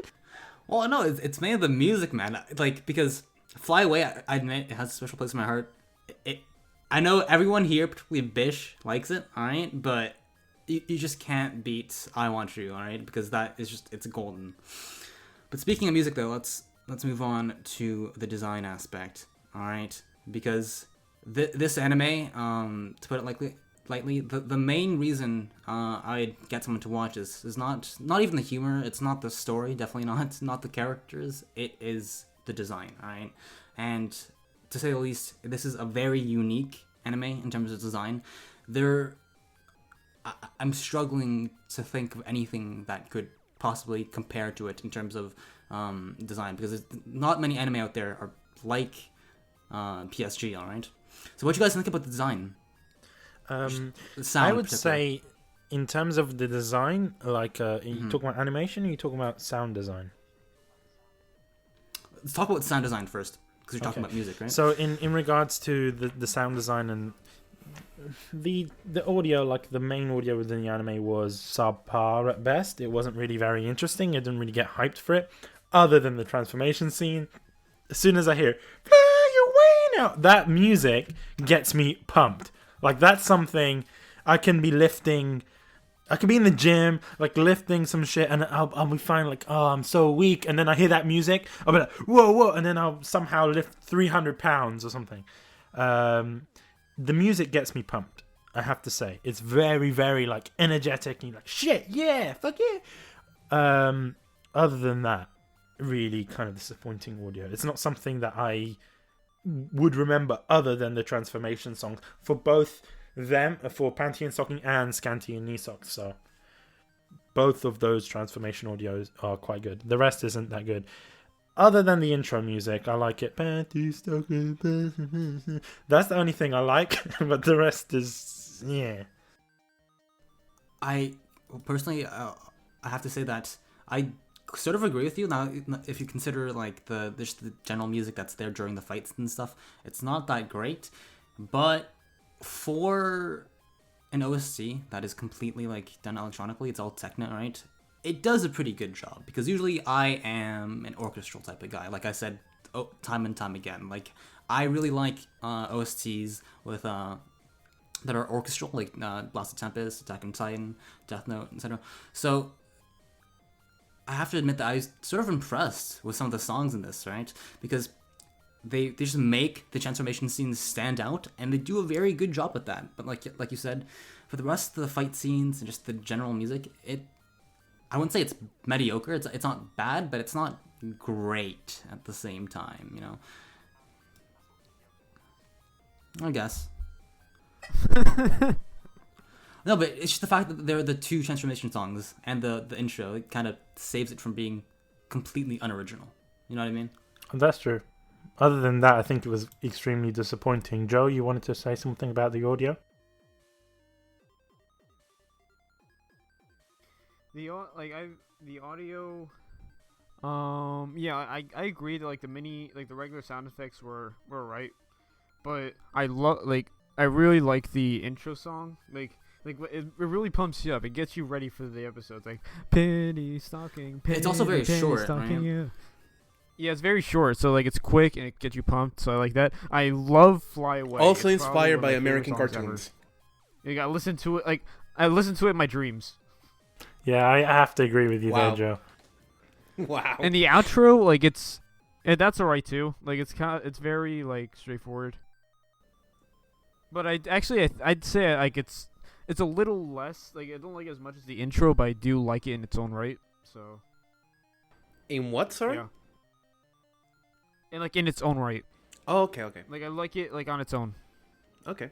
Speaking of the intro, though, since everyone seems to be bringing it up, like, one thing that you notice is, like Tyson said, it's very Western. It's not, because if you didn't know, listeners out there, anime, they almost always, without fail, get an artist or an idol sing the intro. So they take a song and they just create this, like, sort of AMV for the intro. They didn't really do that for PSG, because at least in the English dub, I don't know, Bish, you can comment on the Japanese dub, but English dub, it's completely in English. All the voice acting for the intro is done in English. Right? So it's completely in English. It's completely in English. How about in the Japanese dub? Is it? It's the same. The same thing. Yes, It's the same audio. Yeah, so it's very different from the other intros. It's not sung really. There are people talking, but it's like it's not the main point. It's very techno. So it kind of stands out. Yeah, it's like it's another instance in which its American inspiration flexes out its muscles, because usually anime intros last anywhere from 1 minute 30 seconds to 2 minutes. This one lasted about probably 45 seconds to 1 minute. That's typical of American cartoons as well. Yeah, we don't use pop songs and stuff for intros. We usually just have a short little tidbit of music that's created by the studio itself, right? Yeah, the OST I think was perhaps a little bit more Japanesey, if you can say that, but even then, Potentially, but I wouldn't necessarily say so. Like, obviously, electro music is very popular in Japan and that kind of genre, but I would say that's it's a very worldwide thing as well. Like, everyone kind of listens to it. But yeah, other than that, Tyson, do you have any points on the audio, or is it just the same sort of stuff that we're... I want to add something to Kevin's point, is that when we said back at the beginning that this anime takes heavy inspiration from American cartoons, I really mean it. From the music choice, from the music, the animation style, everything. But since what concerns now is audio, I have to say that most of us guys here, I'm a pretty big fan of Fly Away, the transformation song from Panty and Stocking. And that's about... No, you can't. But there is but there is one song. I think it was used in 1 or 2 episodes where Panty and Stocking are at a disco. That it's sounding a little bit like dubstep, and that brings out the Hulk in me. Fucking dubstep. Anyway, also Scanning Isak's transformation music was pretty cool. I haven't listened to it, but what little I've listened to it was the other transformation sequences, and I thought it was kind of cool. It doesn't top Fly Away in my book, but it's pretty good in its own regard. Alright, but I think the main thing that I want to get into here is probably going to be voice acting, alright? And I think Bish will probably have a lot to say about the Japanese dub, but I don't know about you guys, but I've only seen the English dub. I've seen a bit of the Japanese dub, like the first few clips, but I really much want to discuss this. Having watched this again in both English and in Japanese, I would say this is one of the instances where it's very rare, but the English dub is far superior to the Japanese dub. And I honestly think that it's because of the scripting as well. I think the scripting is a very important part of it. In the Japanese dub, even let's take the transformation scene, they make a lot more kind of religious references. They reference a virgin, that kind of stuff, as opposed to the English dub, which has none of those references and just kind of focuses on talking about the demon and actually focusing on the transformation itself. They also don't say repent, motherfuckers. In the Japanese dub, they just say repent. There's a lot of things that just don't work well in the original dub of the animation with the Japanese dub. A lot of the jokes just aren't as funny reading them as opposed to just listening to them. But I wouldn't say it's an issue for the dub. Like, I don't think the voice acting is bad. I think it's cringy because of 2 factors. One is the actual animation style doesn't necessarily fit to the Japanese voices. It's kind of like watching Powerpuff Girls in Japanese or watching Ed, Edd n Eddy in Japanese. You just don't expect those voices. Second of all, it's the scripting issue. It's obviously scripted for a Japanese audience. The jokes are tailored for Japanese audiences. And when the localization team gets a hold of it, they have to, of course, change those jokes because no one's going to understand certain Japanese jokes, or certain words can't be translated, so they have to change the script. And I think Funimation did a great job in localization. So honestly, like, if you're asking me about this, I get the feeling that Gainax, from the get-go, it almost seems like they were intending this to be mainly focused on the Western market, and it was like designed for Adult Swim, right? And like it just screams, Western audience, right? Because there's so many references, like the ESPN stuff and all that. It's really tailored for that demographic, like Western demographic, adult males.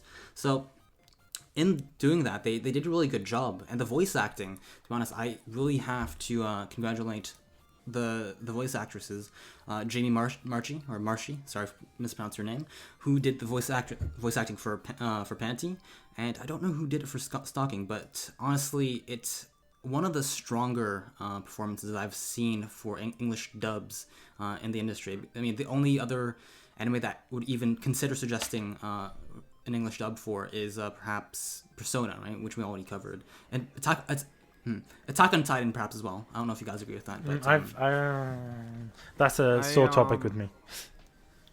To elaborate on Kevin's point, like actually, like so as I mentioned, I bought the Blu-ray and DVD copy of Panty and Stocking, and they have like a little documentary on I don't know if I should call it a documentary, like it's been a while since I've seen it, but it's basically it's like behind the scenes where they're like talking with the different voice actors, and like it's really interesting to see, like, hear how they felt, and like how they felt, and like how they were making all these voices, like in between, like while recording, in between recording, stuff like that. It was very nice to see, and like it made me love the voice acting a lot more because of all the effort that was put into it.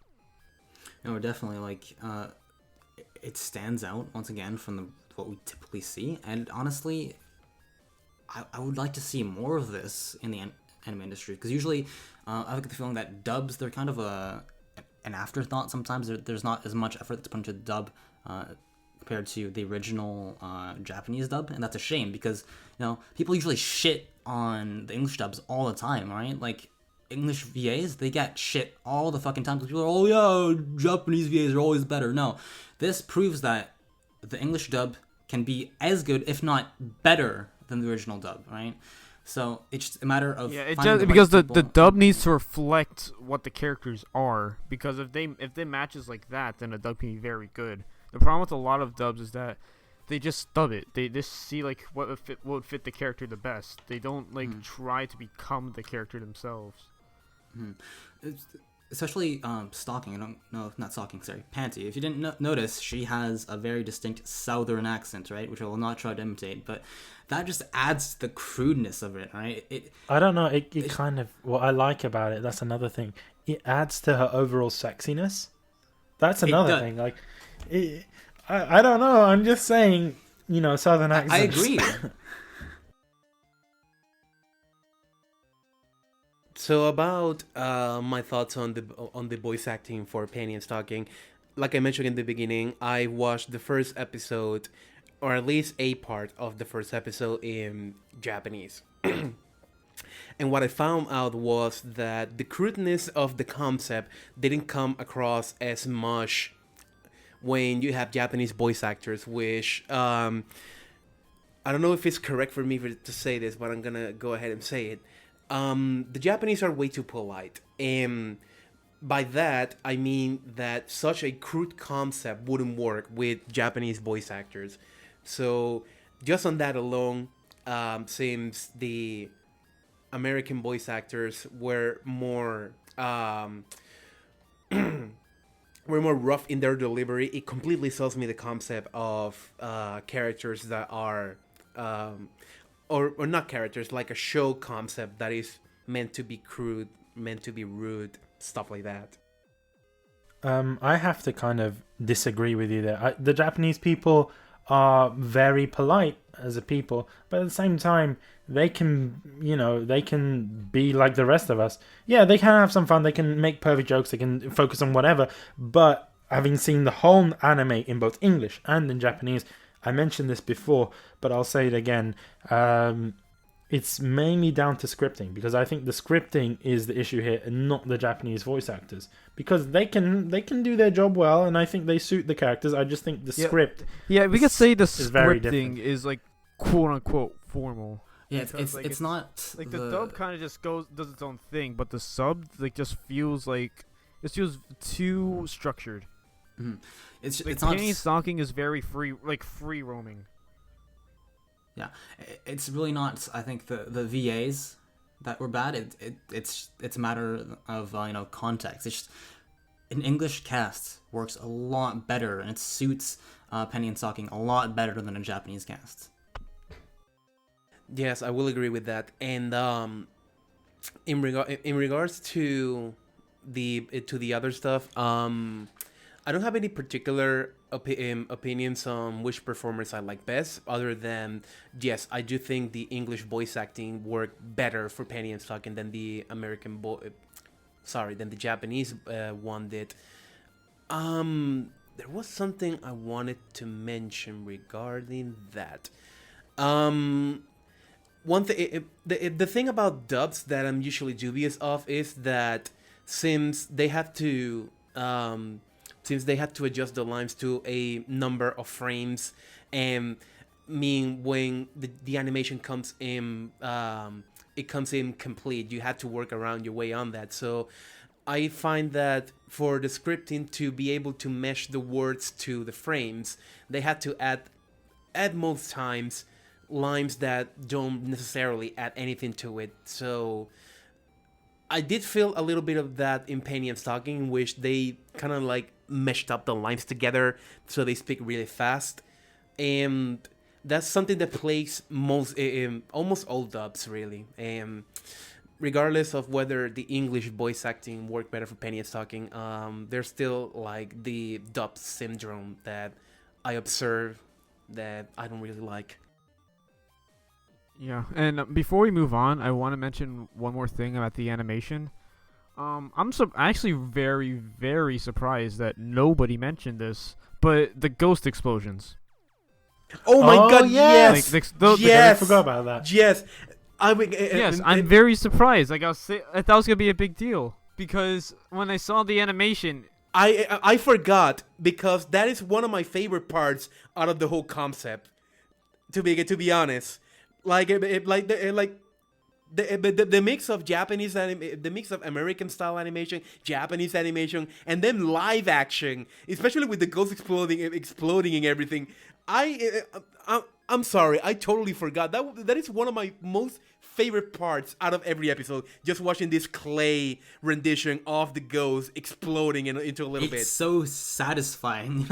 It is. yeah, it's very satisfying to see him explode. It's like I didn't like another thing I saw on the DVD and Blu-ray. They have all the ghost sequences compiled together, and you can see them all in slow motion and fast motion.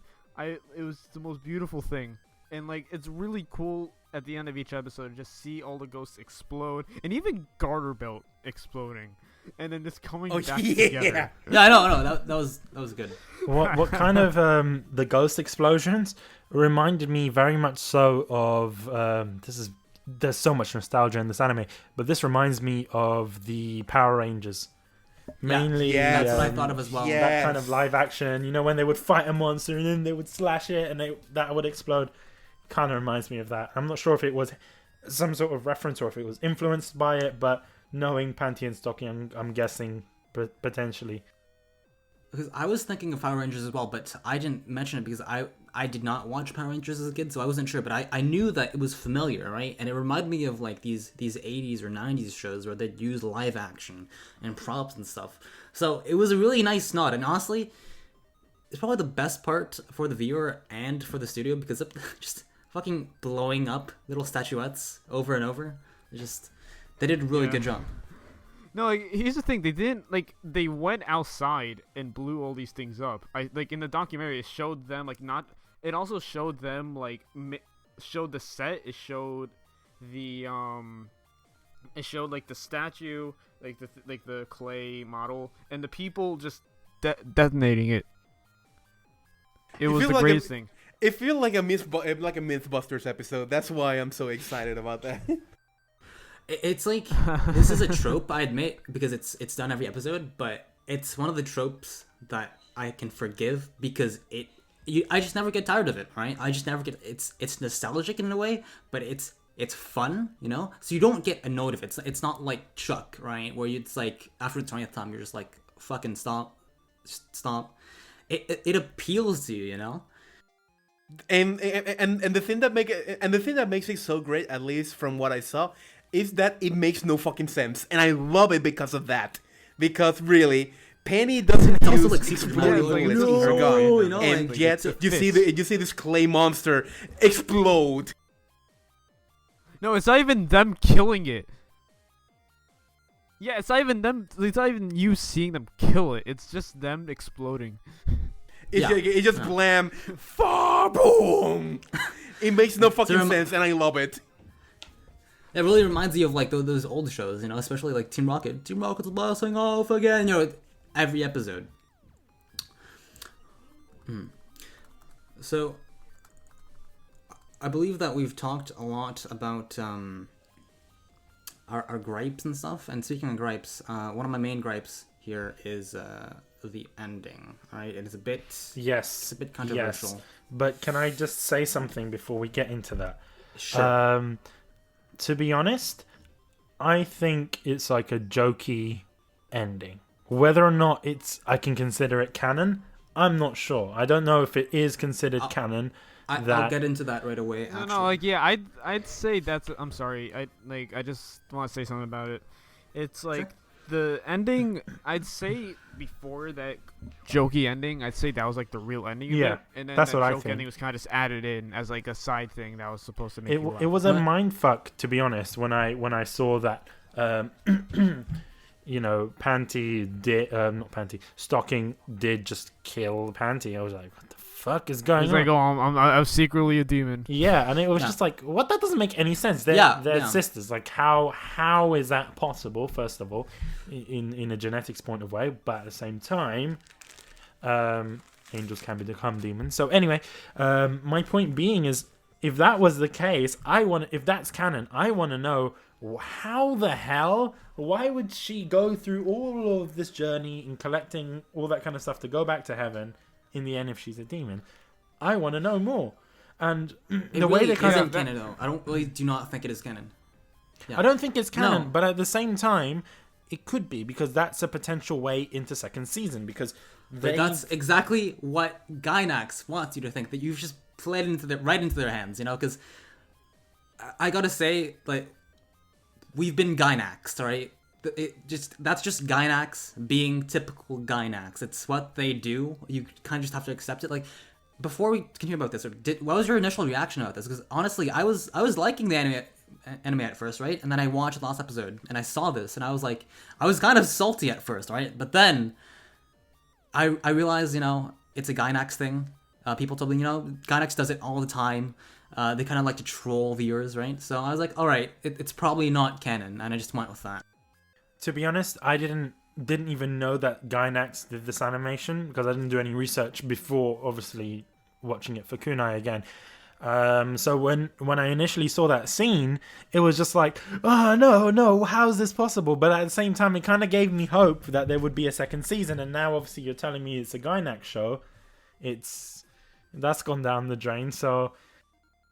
Well, and the fact that the fact that they put "to be continued" in the next season as well, it's like they're just being cock teasers at that point, you know. They are, but at the same time, I've seen a poster that they've created, I think for the OVAs or something, where it's actually showing something from second season. Whether or not that's just Gainax being Gainax again, that I'm not so sure about. Did you guys see the image? Do you guys see the image? I don't know if it's like a fan made image, but there was some art released that showed like what would a second season look like. That's the one I'm talking about, Joe.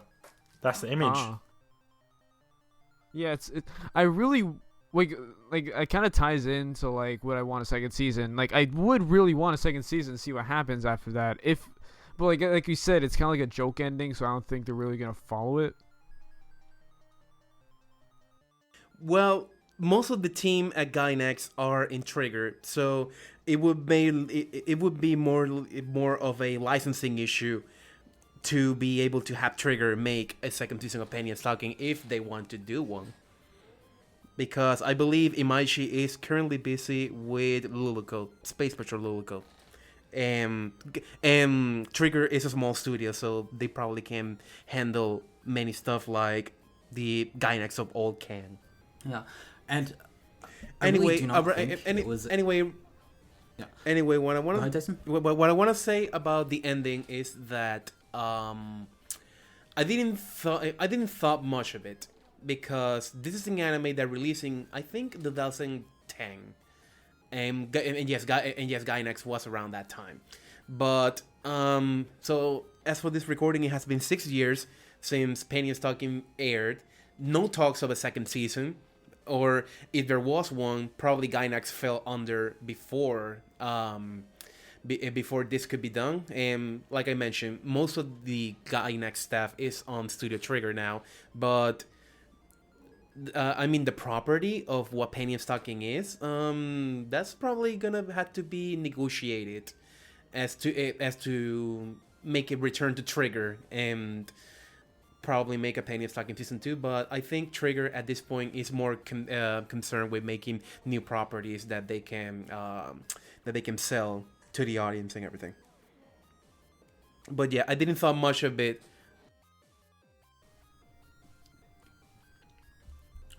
Even if you consider it was a nice little thing. It's a funny thing to see. Yeah, but like, I really would want a second season though. I love Panty Stocking. I don't know. We'll get into that in a second, because I sort of agree with you, but I don't. But even if you consider it, Bish, it's not really canon, because if you think about it, all right. So Gainax themselves, they've said that they practically made PSG for shits and gigs, so it's kind of like a huge April Fool's thing for them, right? And apparently, Joe, you can comment on this since you've watched EVA and some other Gainax anime. Apparently, they kind of don't do good endings. They always have this little twist at the end.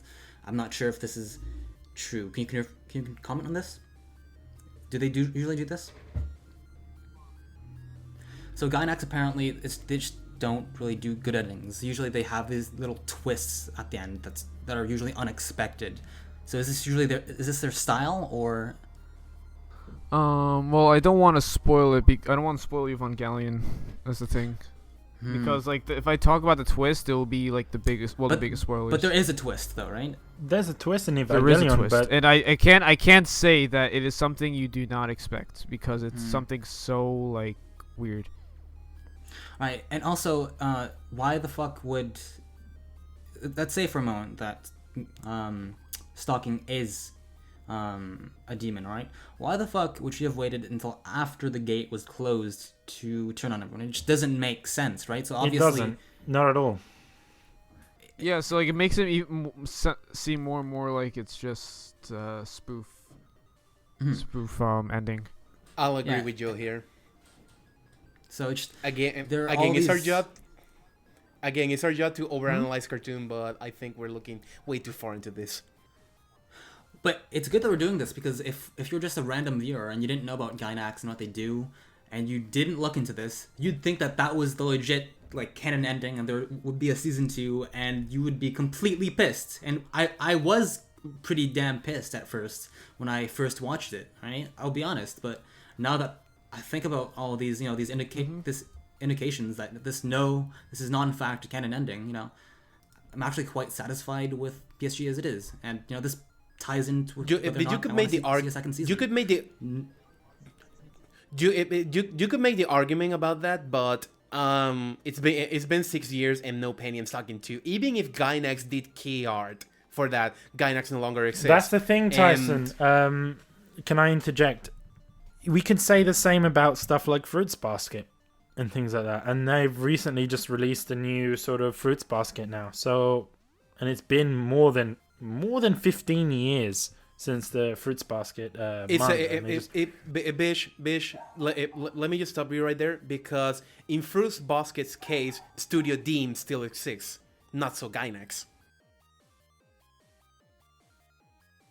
So if the Studio 6, so if the studio exists, they have the rights to the IP, and they have the ability to exploit it as they see fit. But in the case of Panty and Stocking, Gainax went under. So, but the rights have to go somewhere. It's kind of like if we're going to bring this into gaming. No, the rights are in a limbo. They probably belong to the publisher, and if Trigger is interested in it because it's the original team behind Panty and Stocking, they will pursue it. But like I mentioned, I think Trigger at this point is more interested in pursuing new material to build their portfolio and everything. So that begs the question, guys. Do you want to see a season 2 or no? Or do you think it's realistic to expect one? And I don't think it's realistic to expect one. But... It's not realistic. Yeah. Really? Well, I do want to see season 2, but I don't think it's gonna happen. That's basically my general opinion on it. I mean, not only that, is it unrealistic to expect Trigger to pursue this with all the technicalities involved with the Gainax having the rights and stuff. Also, it's like I personally don't feel that it's necessary. PSG has done what it set out to do. It has created an original anime that follows a Western style of animation and design. It's very crude and it's funny, It did exactly what the creators wanted it to do. There's no story to it, so is it really that important to have a second season, right? There's nothing to go for, considering the quote unquote ending is also non-canon. Is it really necessary to have a second season? That's just going to be the same thing. No, right?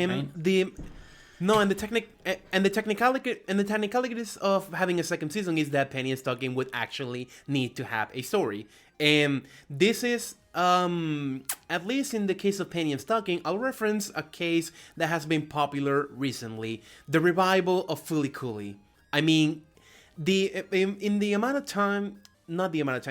period of time in which Fooly Cooly was made, these were probably the brightest minds in all of animation, not just Gainax, the brightest minds in all of anime, that they got together to do something special. So when people say that Fooly Cooly having a sequel, quote unquote, would be beneficial for the franchise, that's what many people are pissed off, because it doesn't have soul, it doesn't have heart. It doesn't have many of the people who work on the original Fooly Cooly are not even there. So when we apply this example to Panty and Stocking, it makes zero sense to have a second season, because you're so you're saying if they made a season 2. Oh, I'm sorry, but basically you're saying if they made a season 2, you wouldn't feel the love that was put into it. Exactly. It loses what makes Panty and Stocking special, because it was a precise combination of events, people, and pretty much everything that makes this show what it is. So that's objectively what could happen. So that's objectively what I personally want a season 2. Well, judging that I said in the beginning that I would have dropped this on the first episode, no, I wouldn't want a second season. If it gets one, then sure, why not? It'll probably be objectively bad, but that remains to be seen until the property actually exists. I'd rather not have a second season, rather have a second season that would just ruin everything, to be honest. Now, speaking of which, though, would you guys recommend this anime? And if so, who would you recommend it to and why? How about you, Tyson? I would not recommend it to anyone. That's just me. Anyone at all? Okay. Fish? All right. I wouldn't recommend it to anyone that's just watching anime for the first time. I think unless you're a big fan of Adult Swim, or you're a big fan of stuff like Rick and Morty, or like the nostalgia of old, and are still watching westernized cartoons, and you want to get into anime, I think this is perfect for that person. But that's a niche. That's not for everyone. For people that are just getting into anime for the first time, I wouldn't recommend this to anyone. Personally, I would recommend this to a lot of my friends, because we're into this kind of fucked up humor. And obviously they love this kind of stuff. They love they would love it anyway. So yeah, it's only a small group of people that I would recommend it to, but the general public, no.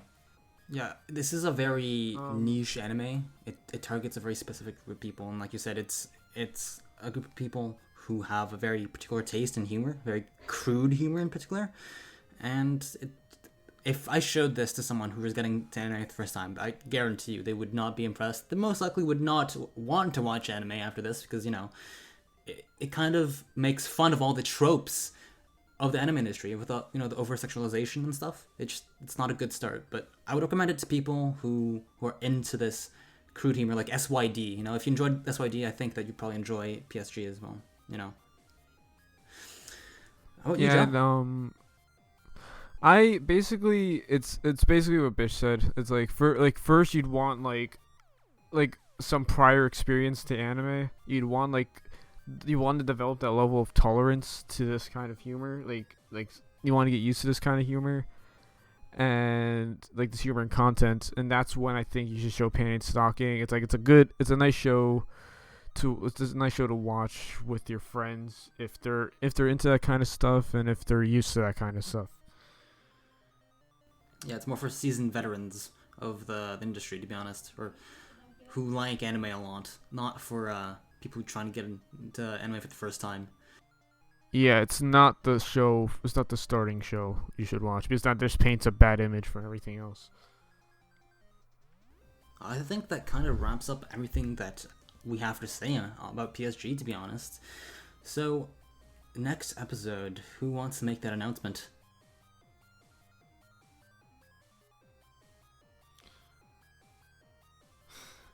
Our next episode will be Yamada-kun and the Seven Witches. Honestly, I have no idea what Yamada-kun is about, so looking forward to that. It's a relatively new anime. It's I think it aired last year. In spring of it aired last year. Yeah. All right. So, guys, we'd like to know your thoughts on this episode. As always, give us your feedback on what you liked, what you didn't like. Just send us your thoughts. Did you watch PSG? Do you have the same opinions about the same things? If so, you can contact us on Twitter. So our handle is at GALP underscore KU. Sorry. At GALP Kunai. So GALP KUNAI. You can also contact us on our personal Twitter pages. So I am at the Tempest Phoenix. So the Tempest FENIX. Joe? I'm at Kibo Gamer, KIBOUGAMER. I'm Kanaye, KANAYE _ on Twitter. And my Twitter page is at Get Life Podcast. I would have done a joke, but I think that it would have been a bit too much on this episode. I cock-blocked you. I cock-blocked you on this part. Because I'm the last one. I can't just make up a Twitter name. Exactly. Alright, guys, we'll see you next time. Bye. Bye. See ya. Bye.